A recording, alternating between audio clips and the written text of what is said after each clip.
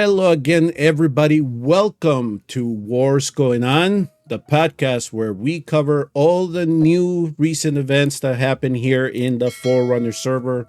And as Arcturus would tell you, this is a community-based podcast, so you make sure to let us know what your feelings are about the game. Use the comment section. We will get to those as soon as we can.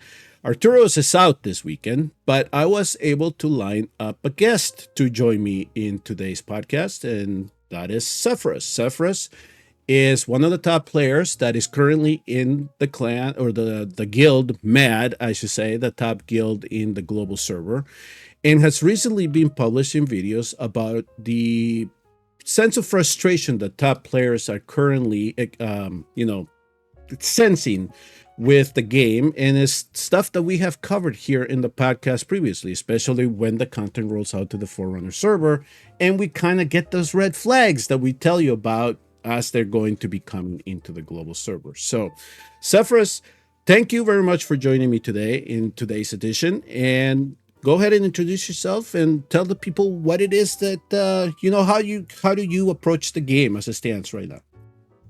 Thanks for having me on. So I'm Zephyros. As Sebastian said, I'm obviously part of MAD. I've been with MAD for a good kind of coming up to about over a year and a half now. I've been playing the game since September of 23, so a few months after launch. You and I were guildmates for a bit.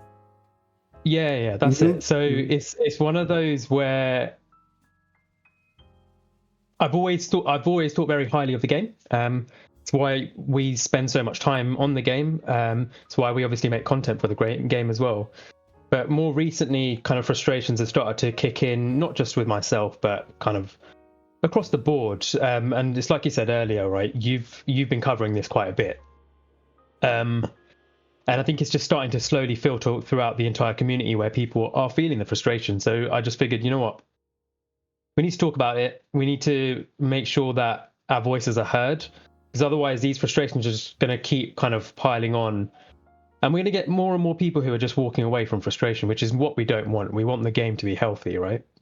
So before we start into the main discussion, I just want to kind of set things up, especially from the perspective that I've been carrying this, because in my channel, I have come out with videos that are critical of the moves that the game has made, especially when it comes to, for example, Arena. I've been a big proponent of getting getting rid of the system or change it as a whole, right? And we here in the podcast, we called it that it was a bad move to tie up a hero like that, like they did in the Apex job. And we've been carrying it. And Guild Wars has also been like a piece of content that we've had contention with. It's just like, what are you doing? What is it that we're trying to get to here? And then, of course, over the last year of all these events and new content, we have picked it apart too. It's like, who are you making this for? Type of deal. But with all of this that has been happening, some of the things that I have been noticing is top players leaving. So the first big hit was Diggs, right? Him leaving the game. That was a sense of, okay, something is going up at the top, right? You guys are sensing, right? Really, and then you mentioned that somebody else just left. Yeah, but what's really funny is that Diggs leaving was a big thing, because obviously Diggs is really well known as the leader of MAD. But what a lot of people actually didn't realize was that someone else left at the same time as Diggs, who was monumental to it was a big part of why MAD was so successful. And that was a guy called Entei. Mm-hmm. Entei did so much testing for MAD. I'm talking hours upon hours every week, right? Where most of our defenses were tested by Entei. He's the one who theory crafted most of these things, right? And He actually had a channel that was dedicated to showcasing the bugs in the game. Anytime anything was released, he would test it, and he actually started putting out this content. He's the kind of player, right, who you want to give access to your test server. I've been calling for so long that we're all players who play the game, right? We play it testing all the intricacies of everything that's being released. Those are the kind of players who you want in your test server. You want them picking up the bugs that would have otherwise gone undetected by your developers. Because I don't know if you feel the same way, right? But I can't remember the last time content came out or a hero came out and they weren't bugged. And so to give you an example is anytime we pick bugs, we have to report them, right? We can't just publish it, but a lot of the content that I hold back is because it's bugged. So there's no reason for me to even publish it, to even showcase the hero if there are deficiencies already with it. And I can tell you right now, Talon has been a big bone of contention with me because she is so bugged that eventually what they did is they said, well, we don't know how to fix it, so we'll put it in her kit that this is the way that she's supposed to work. So it was just little things that have been evolving over time. And it just, you have that sense they're just trying to rush all of this stuff out, right? So they don't have the proper personnel that is doing the testing for them. So those that have test server accesses, there are two different types. One is called the War Cabinet. So those are the people that are allowed to go in there and just do basic tests, you know, with how much damage the hero is doing and which artifact to put him in, which sets to put him in, and they form infographics and they put them up on Discord. And then, of course, they have the content creators that they're given access so they can publish content as it relates to what they are releasing in the game. And then some of us here also have Forerunner accounts that plays in the beta days that we can, if we have a good enough account, we can then showcase some of the content that is rolling out early that is not yet in the test servers. It's kind of that whole sense, but we give them feedback wherever possible with Forerunners, some of us here in the test server, and we just kind of give them indications as this might not work, but it just goes one ear and then goes out the other, and they want to keep up with that schedule. And unfortunately, then we said that we see the deficiencies. So in addition to all of this, let's go through the topic of your most recent video, because one of your worries right now, or how you are also perceiving this in terms of maybe you're almost at that tipping point, right? Of whether you want to stay or go. And I'm having the same type of feeling. And so I can tell you right now that at least for this, these past two banners or three banners now, is I haven't really pushed it or, you know, spent to get those heroes. Because at this point in time, I was like, I don't feel the sense to reward that type of behavior right now. And especially with everything that happened in the second year anniversary with them putting soulstones and lore packs in the shop, right? And I will understand some players, you know, they need to keep up. That's fine. You can go ahead and buy it. But I decided to step back. But in your case here, in addition to all of that, was that the update that is going to come about. So let me start there first, because this again has to do with the red flags that I picked up in the content.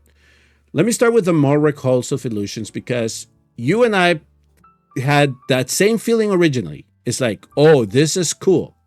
For me, playing a variable, a game that has variable stat gear, and that you can farm it, and farm it as much as you want to. And not only that, but have avenues to make that your gear so much better, to make that next push right into the power creep.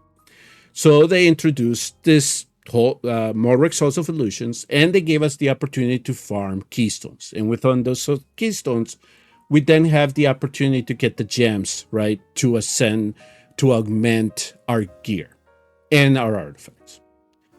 And so, as you read in the patch notes, now they, instead of giving us the ability to rerun the key and not have to shut down the game and then come back in and run the key again, without any fear of exiting it out and then losing the key, they said this time, what we're going to do is we're going to give you, in a sense, one retry by introducing this energy system into it.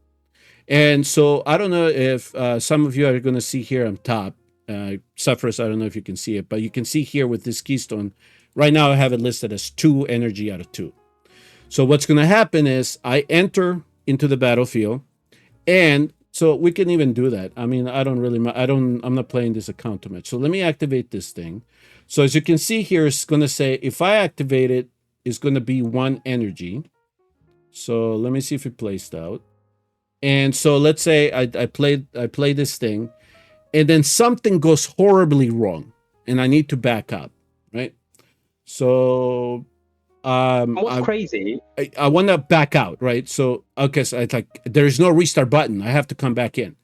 So then what it does is that it'll take the 1 energy, and then I'm back to 1 out of 2. At least that's what happened when I did it the first time. And let me go back here, and there it goes. Now it says 1 out of 2. So I only get 1 more chance to try at this key, and then that's it. Once I run it again, it disappears. You don't get any chance. And also what they did is that if you shut down the game, it'll consume the energy. Right? So they got rid of it. What happens? What happens, right, in a run, right? Because this has happened to me before. I know it's happened to me before, where I'm dragging my hero across, and your mouse slips, and you deploy the hero in the wrong place. Right? Yeah. And what happens then? Or even if you do it in your finger with the phone, right? Because in the phone, it's so much more harder to do and make sure they get the placement, right? So if you screw up that one placement, that's it. You're done. You lose the energy. It's just unbelievable that someone conceived this idea and thought this is going to make people happier. Yeah. Like, and what compounds this even further is that not only that, but they restricted our ability to farm these things, right? So it makes catching that 4 or even 5 a little bit more sacred. And I don't know how you're approaching this, but in terms of my global account, I go and grab that right now, what it is, 3,000 energy that I'm getting at the regular price. And I just farm that, and then I exit out because there's nothing else for me to do, right? They're claiming that they're doing it so you don't get bored. But unfortunately, what's causing it is causing more boredom. Because if people don't, it's like, I'm done with Watchers. Let me go look for something else. And there's always something coming in the pipeline, right? I can tell you right now that there is another game that I'm covering, and we have something like Godforge coming down the pipeline, you know, and hopefully it gets better, right? They're only in their alpha wave right now, so we're seeing like little tidbits, but we expect the beta to be so much bigger than that. And then global, I imagine it'll be the whole, rebalanced product. So there's something that is going to be down in the avenue, in the gaming tunnel, that people are going to get distracted to. And if they say, well, you know what, I don't have to farm today and watch a roam, so I'm not going to open up the game. Yeah. Top players are going to be like, oh, well, you know what, I'm not going to spend time over here because I know I'm unlimited. And with that might be the wallet, right? Yeah. That's where it's going to go as well, right? So it's just little things like this that, yes, this is just in a vacuum. We only get 2 tries on the keystone, but then you got to think about everything else that they're implementing on top of it as to why then this becomes even more crucial. Because like you said, if you have a level 4 and you screw up once and then you only got 1 more try, and there are situations where you have to do it multiple times to get it successful, to get it all the way to the end, because the RNG doesn't hit. And it just frustrates the hell out of people because they know that they're going to lose the key because they can't complete it in 2 tries. I mean, it's that thing, what you were mentioning earlier about the wanting to look at other games, right? I'll give you full disclosure. I actually joined the alpha of Godforge, right? And I joined it because I was getting frustrated.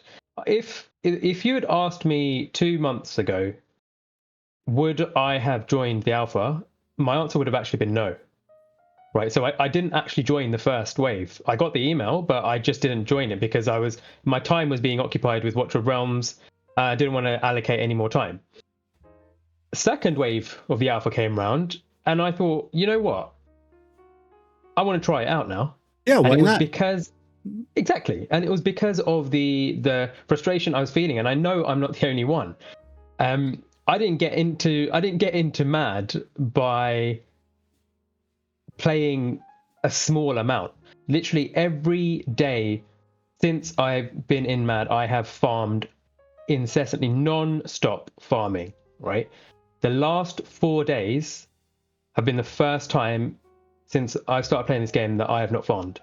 I've just done my daily cap, and that's it. And it's a dangerous thing where when your players get to that point where they're like, right, I'm just going to do the bare minimum, that it's like you said, they all come that point where it's just like, is there any point me logging in today? And it's not, I mentioned this in my video as well, where when it comes to your biggest krakens, your biggest whales, your krakens will spend, and then there'll come the point where they just say, right, no more. Right. And they'll walk away. Your metrics won't reflect that. They won't show a gradual decline from your krakens. It will just be, they will decide, right, I've had enough, I'm off. Right, and that's a dangerous thing. And it, for me, when I'm obviously surrounded by these kinds of players, in just our Discord, we're obviously talking on a daily basis, and it's the same feeling. And I've actually reached out to the devs and I've voiced my concerns, saying, look, I've played loads of these games, and I can recognize the signs. And I'm a bit concerned about the kind of the general consensus that I'm sensing, that the general feeling that I'm getting from a lot of these like top players. At the same time, right, I don't want it to be like this all doom and gloom thing. We play Watcher of Realms because we enjoy it. It's got so much potential. The premise of the game is really good, right? And the reason I get so frustrated is because that potential, it feels like it's almost being wasted at the moment. And so it's that thing of, I'm still hopeful that if the devs do respond and if they do kind of take it on board what we're saying, we can have a positive outcome, and kind of the players will start to get more engaged with the content again. Mm-hmm. But these like limits on the Malrik's trials, it's your most engaging content. Like, why restrict your most engaging content that players were happy? Like, whilst I'm waiting for my 500 farms to finish, I will happily spend hours doing a level 5 Malrik trial trying to figure out how to completely clear it. Happily. Right. And you've just restricted it completely.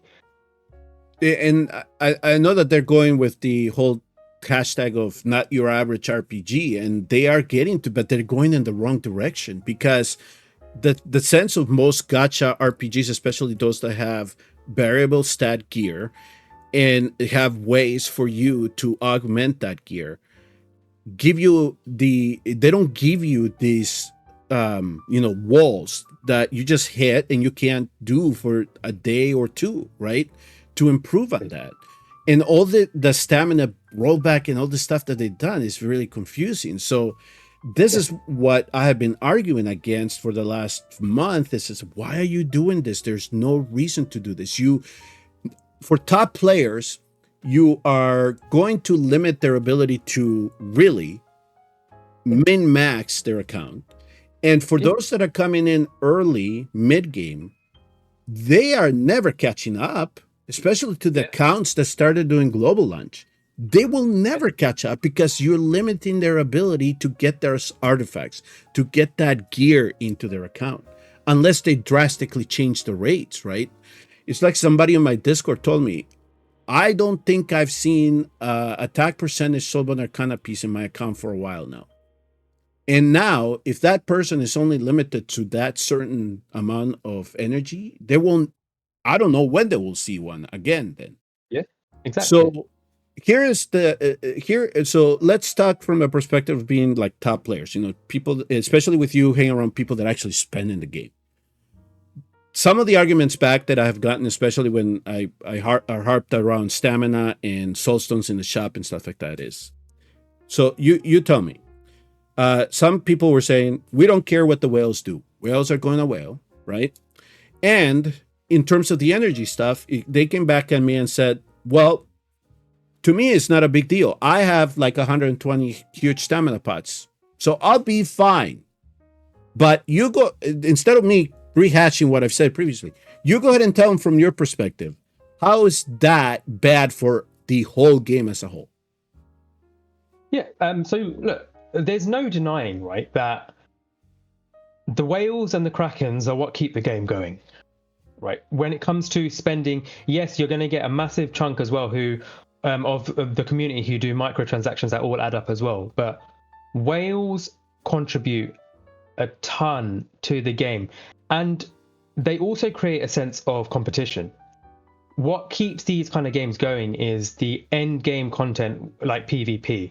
So when you've got GVG, you've got Arena, your whales and your krakens will keep pushing. We don't get the adrenaline rush that you get from summoning as much as kind of the average player does, because we kind of push for A5 already. Like, I have every lord, every relevant lord at A5, right? And so beyond that now, the things that I like in Mad, we actually have one of the channels is just good RNG, right? No one posts the heroes you've pulled. We post the gear we farmed. Yeah, exactly. And how it rolled, right? And so you've just massively restricted the kind of that good feeling factor that the game had by restricting how much we can farm, right? And then same thing with the Malriks as well. We're now not getting people with the augmentation gems or the variant gems, because you're restricted, right? So suddenly you go from getting that good factor hit, that really good feeling, maybe once a week or once every other week, to I don't know when. I can't remember the last time I posted in the good RNG channel. And so it's, from our perspective, that's how we feel. Right. Now you look at when it comes to the competition aspect of it, players are always leaving. You can't stop that. You're always going to care. Things in real life are going to happen. People drop out here and there, right? That's always happened. It will happen in every single game in existence. But you can normally replace them with someone who's up and coming, and we kind of show them the ropes, and they learn how to learn the standards, and kind of they see what level the other accounts are, and it kind of drives them to go higher. Right. Newer players coming into this game who are willing to kind of spend to catch up, they can't. There is no way now. If you limit how much stamina they can use, right, there is no way they are catching up with us when it comes to the demon soldiers. How are they getting their legendary flyers to level 8, level 9 if they can't farm?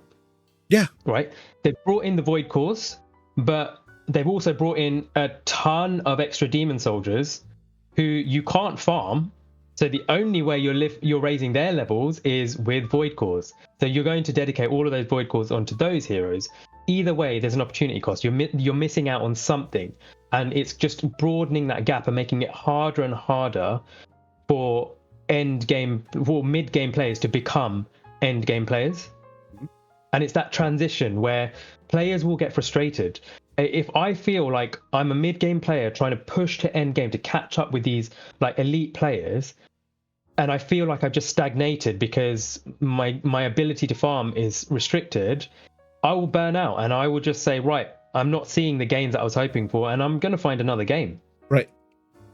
Yep. And not only is the gear going to be an issue, but also now everything that they've kind of the content that they've made is also rounded against or with specific heroes, or do you need limited heroes at a certain awakening? So that all contributes to that as well. So let me then now, so because you're saying about recruiting and trying to catch up. So of course, Mad has always been the standard in the global server for GVG, right? You guys are the top players in that regard, but other guilds cannot figure out a way to catch up, right? They're having either a hard time recruiting, or it's just maybe people don't know where to go. But here in the global server for season 10, or at least in season 9 Gauntlet, one of the things that happened is that two of the top guilds, or two of the other top guilds, said maybe the way that we can catch up is if your top 15 and our top 15 get together and try to see if we can even compete with Matt. That is the way that the player perceived that. And it wasn't anything like we see a ground of GVG players and these other guilds that we go up against that we could possibly bring into ours. No, is we had to merge to even think about forming a guild that could possibly compete for that top spot. When that is happening, that something is going on in the bottom that is not allowing them to rise up. This is it. And it's sad because we went from having a few, like the top 5 were solid guilds, like your CLSE, your Immortal Dawn, Dragon Slayers, the Shire, like top guilds alongside Mad.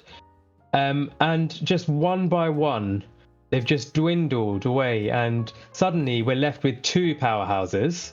And don't get me wrong, I'm really glad that Dragonshire is now a thing where it will make for a really interesting matchup. But the other guilds are now just going to really feel this as well. Now it's just it's on top of the GVG ranking system being broken. Like, that's a whole other issue. On top of that, it's this thing of how long is that going to last? It's not a long-term thing, because eventually even those rosters, our roster of 30, their roster of 30, is going to become harder and harder to kind of fill it with the same caliber of player, and it's going to dilute down, unfortunately. And when that competition starts dropping off, that's when players lose interest. So that is going to be my concern, is when this top 30 look at their counts and say, okay, let's say that the first matchup is like 60-40. They might get a sense, okay, this might happen. But what if you guys adjust so well that then you increase that gap? And with everything that is going on right now, those 30 are going to say, how are we going to catch up? Is it going to be, we're going to have to summon the hell to get the awakenings? No, it all comes on the gear, right? It all comes on whether you, and then given the limitations, is how fast can you make up the ground? And if those 30 don't see even the opportunity to catch up within a month or a season, let's say, they're going to say, maybe it's time. I don't think we're going to get there. Yeah. Or, you guys have a drop off and then eventually join you, or something like that happens, right? But then again, either way. Yeah. But then it's going to be, again, everything concentrating at the top, and then you have everybody trying to catch up, and it's just going to be the same thing. All right, so with the Guild Wars, one of the things that I've always had a problem with, or that I've always called in this podcast, is an improvement on quality control. So right now we have a very pesky Demon Soldier that I don't think they really tested. And it's wrecking things, especially if you can get this thing to survive as long as possible.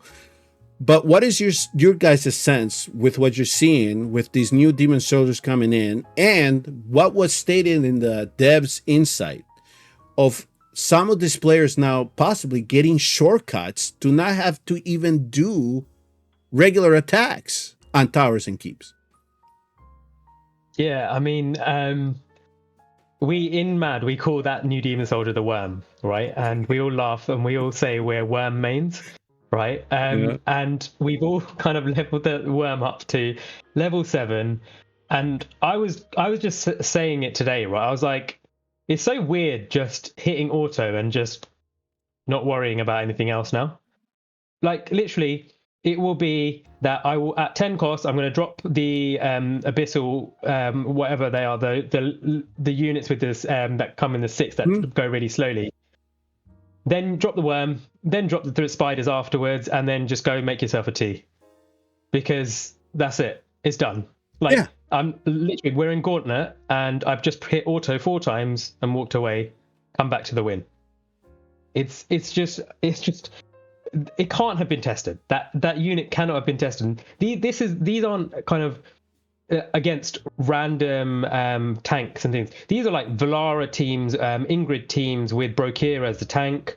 Like these are not kind of just your basic defenses. They are defenses that should have at least required a little bit of planning before doing the attack, and not just saying, right, I've got this unit at level 7, send it and job done.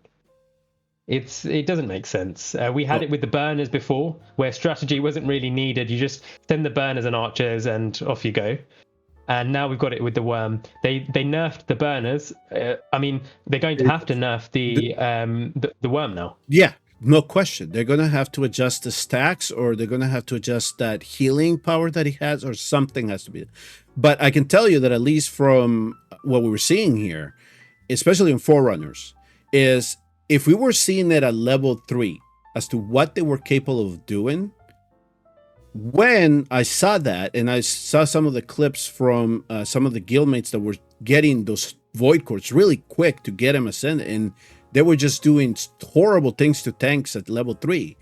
I said, when we get a handle in the global server with get it to level 5, even push it to level 7, where we see Mad using them, it's going to look like you can abuse whatever defense possible. And I don't know if this is part of their movement of saying, we want to make GBG feel less frustrating, so let's make things just overbalance on one side. Is it testing? Or are we seeing, and especially how the maps are also laid out, it's really complicated to make a very strong defense sometimes, is what is their thinking then in terms of how they're perceiving the game at the top versus the middle and then the bottom?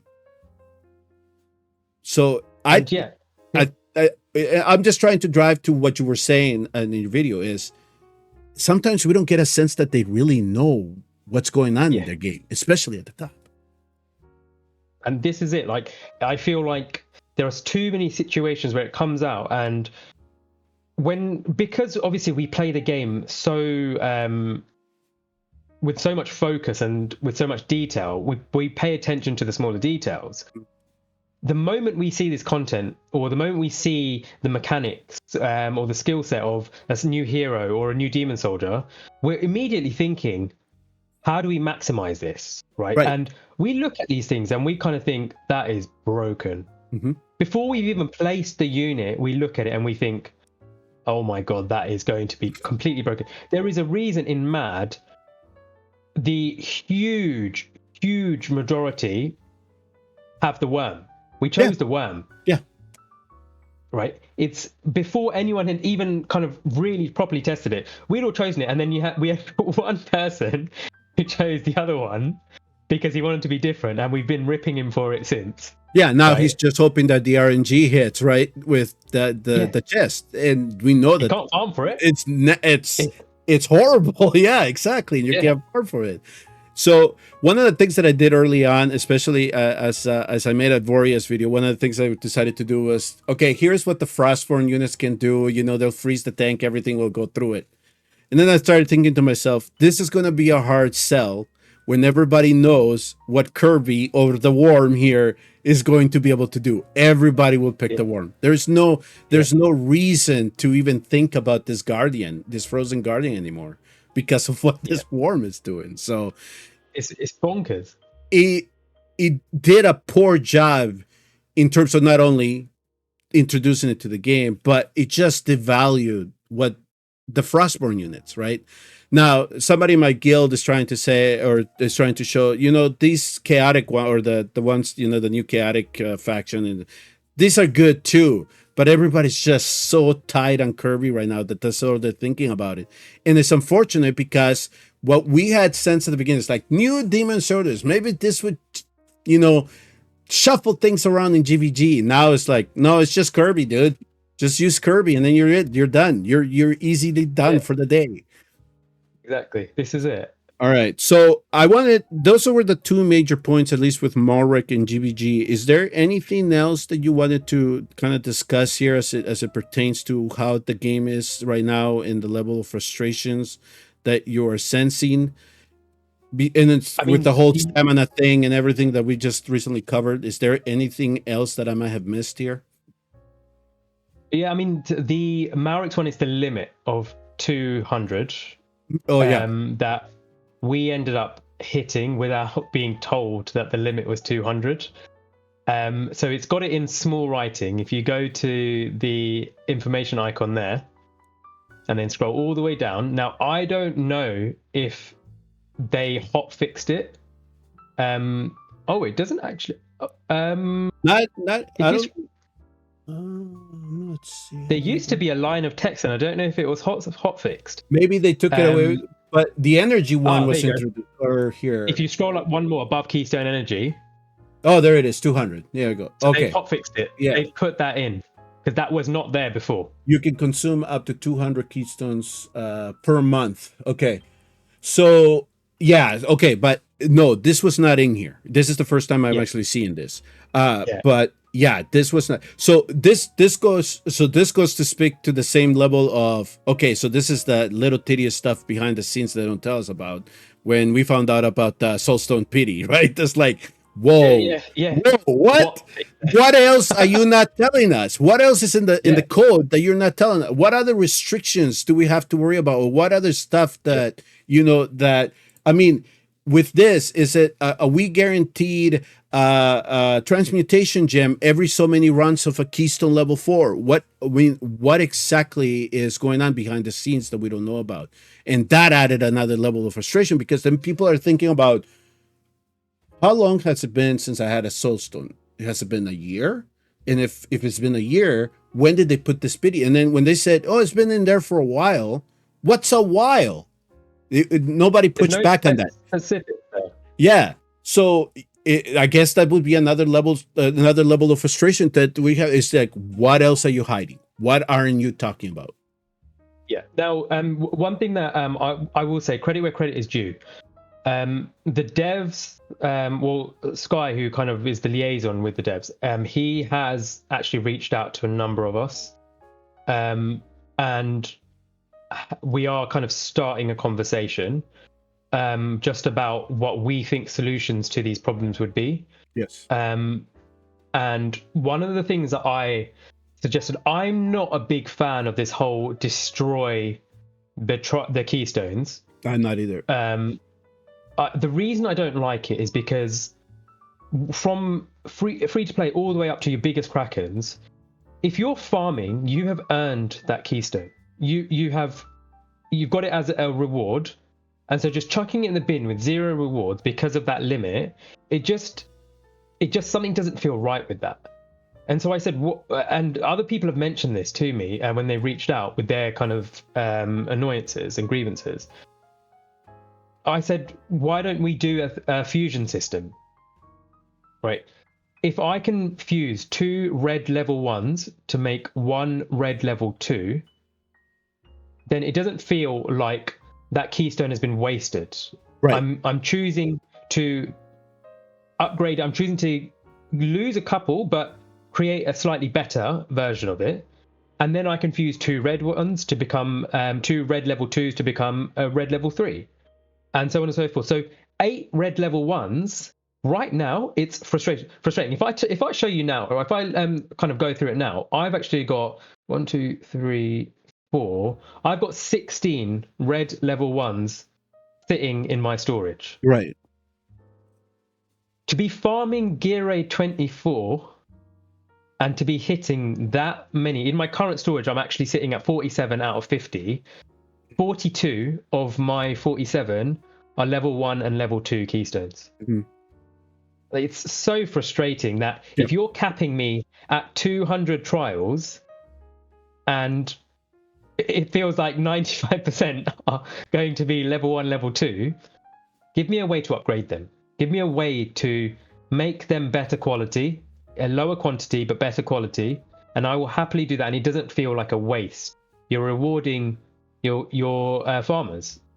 Yeah, and I'm glad you brought that up, because that's something that I mentioned in a previous episode. Is I wish that they wouldn't destroy it, but we could convert it to material that either we can use to upgrade a similar level key, or use the material to make something like a level 2 green here into blue or a purple. It's one of the solutions because like you said, if we're going to be restricted in farming and then we have to destroy a key because there's no more room, or we don't have time to run all these level 1s, then what's the point? It did not make sense. So, okay. So in regards to Malrik, then possible solutions here is, let's lift this energy system, or get rid of the energy system. Let us rerun the keys as much as we can, especially with whatever type of account you're in, right? Because there are some of them are going to struggle with level 2s.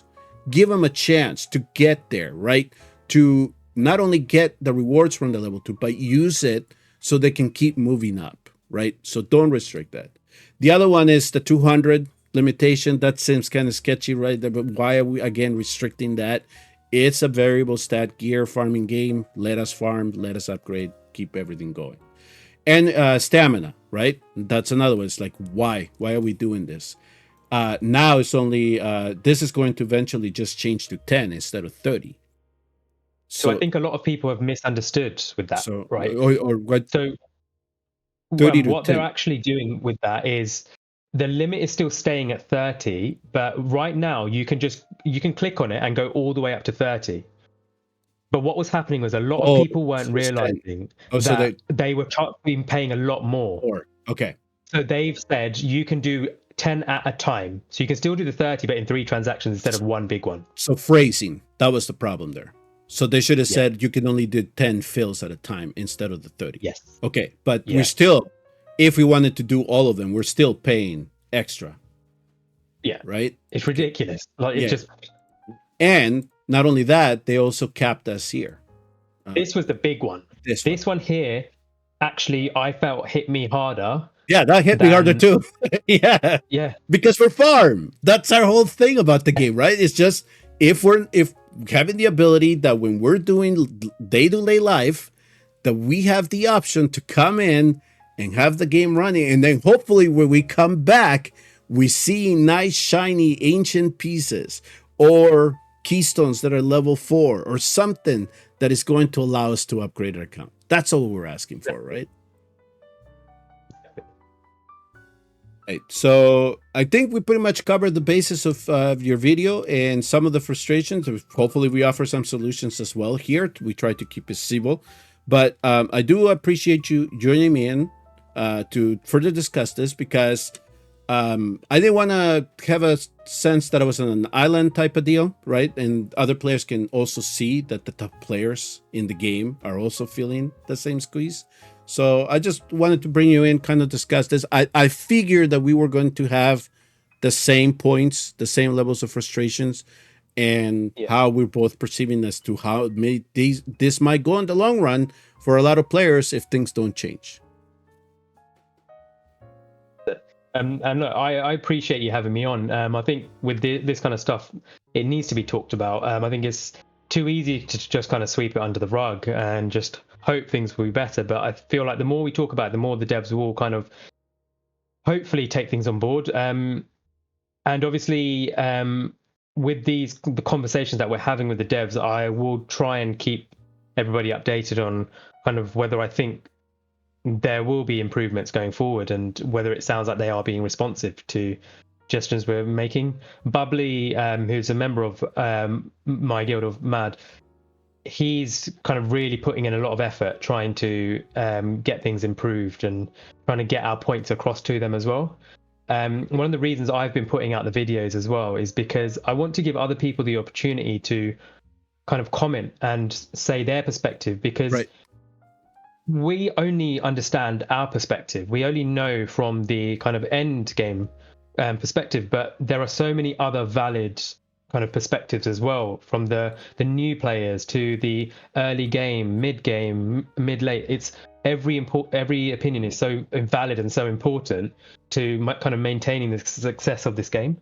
So I just want to encourage everybody to keep speaking out, keep posting on the Dev Insights. Like if you feel something needs to change, keep posting, because they kind of have to take it on board eventually. Yeah, they have to answer eventually, and especially if the topic is repeating itself. So anytime we do here the podcast, or I do a commentary video on my channel or a commentary video on his channel, which I will make sure that is linked in the description section of this video. If you want to go, make sure you subscribe to his channel. That we do it not only because we want to raise the concerns, right? But we do it also to collect feedback, because that is something that we can use as a tool and say, listen, I'm not the only one. And at the same time, I'm play fair and say, nah, you know what? There is this other group that may be thinking like you, but is in a minority. But here's another opinion that are also piping, that is also down the line. Like, yes, you're going to have players that don't really care about the stamination, but you're going to have a majority of them that are going to say, why? Type of deal. So, yeah. So anywhere, if you are listening to this or viewing this, anywhere where you can make comments, especially when it comes to content creators or those that are actively discussing the game with those behind the scene. Anytime we can collect those type of comments and forward them, it adds power to it. Okay, and that's why we do this kind of stuff. That's why we put in the time to try to make the game a lot better. All right, folks. In terms of Forerunner patch notes, there weren't any this week. I think that they are preparing to make sure everything goes into global, and there aren't many hiccups there. I do want to thank Zephyros for joining me today, for filling in for Arcturus. He will be back next week, and we'll probably have a newer patch to discuss then, and we'll cover those issues at that time. Zephyros, again, thank you, and good luck in Season 10 of Guild Wars when it starts in global. Thank you. You too. All right, everybody. Remember, please do hit like and subscribe here on Arcturus's channel. It does help him grow. Let's push him to 1,000. He does. He does deserve to get to that milestone. Again, thank you all. We will see you all next week.